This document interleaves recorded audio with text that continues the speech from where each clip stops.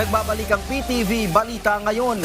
Nakatutok ngayon ang Department of Trade and Industry o DTI sa ipinatutupad na price freeze sa mga pangunahing bilihin sa mga lugar na isinilalim sa state of calamity matapos ang malakas na lindol na yumanig sa bahagi ng Davao Oriental.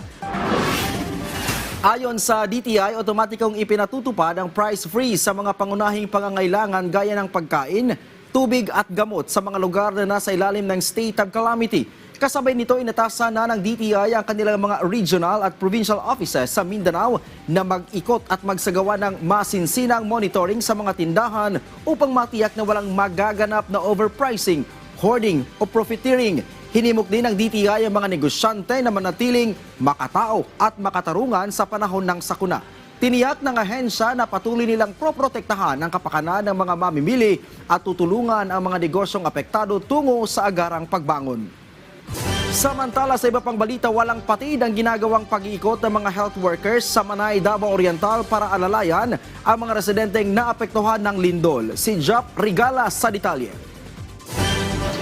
Sa kabila ng pinsalang dulot ng malakas na lindol sa Davao Oriental, hindi natinag ang dedikasyon ng mga health workers na patuloy na nagsisilbi sa kanilang mga pasyente. Sa bayan ng Manay, kahit nasira ang bahagi ng kanilang ospital, tuloy pa rin ang serbisyo at pagtupad ng mga health workers sa sinumpaang tungkulin. Isa sa mga pangunahing pasilidad sa lalawigan ay ang Davao Oriental Provincial Hospital Manay o dating Manay District Hospital. Nasira ang ilang bahagi ng gusali matapos ang magkasunod na magnitude 7.4 at magnitude 6.8 na lindol na tumama nitong Biyernes. Karamihan sa mga pasyente ay na-admit na bago pa man mangyari ang lindol. At sa gitna nga ng pagyanig at takot, hindi iniwan ng mga doktor at nurse ang kanilang mga pasyente. Ang iba ay halos 2 araw ng gising, umaalalay sa mga sugatan, nagpapaanak sa mga buntis at nagbibigay ng lunas sa mga may karamdaman.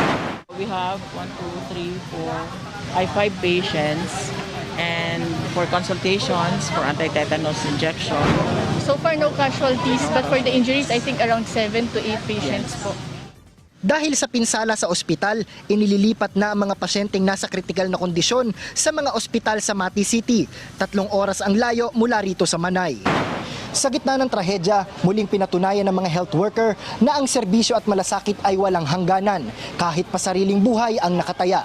Live mula rito sa Manay, Davao Oriental, para sa Integrated State Media, ako si Jap Regala, IBC. Sa ibang balita, bilang bahagi pa rin ng selebrasyon ng Manamo 2025, nagsagawa ng Bundle of Joy activity ang National Intelligence Coordinating Agency National Capital Region o NICA-NCR sa Barangay Tanza, Navotas City. Ito po ay bilang tugon sa panawagan ni Pangulong Ferdinand R. Marcos Jr. na muling tuklasin at yakapin ang ating pagkakilanlan bilang isang bansang pandagat. Kasabay sa pagdiriwang ng Maritime and Archipelagic Nation Awareness Month o Manamo 2025. Layon po ng aktibidad na ito na bigyang pugay ang sakripisyo at dedikasyon ng ating mga mangingisda bilang isa sa mga haligi ng maunlad na karagatan ng bansa. Sa kanyang mensahe, binigyan din po ni NICA-NCR Regional Director Edsel Batalya na ang mga Pilipinong mangingisda ang unang tagapagtanggol ng ating soberanya. Dagdag pa niya, hindi lamang sila mahalaga bilang tagapaghatid ng pagkain kundi bilang katuwang din ng pamahalaan sa mga legal na pagsisika para ipagtanggol ang West Philippine Sea. 30 pamilya ang nakatanggap ng grocery food items na may kasamang bigas, donasyong damit at iba pang kagamitan sa bahay. At yan na po ang mga balita sa oras na ito. Para sa iba pang updates, i-follow at i-like kami sa aming social media sites sa @PTVPH. Ako po si Ryan Lisiges para sa Pambansang TV sa Bagong Pilipinas.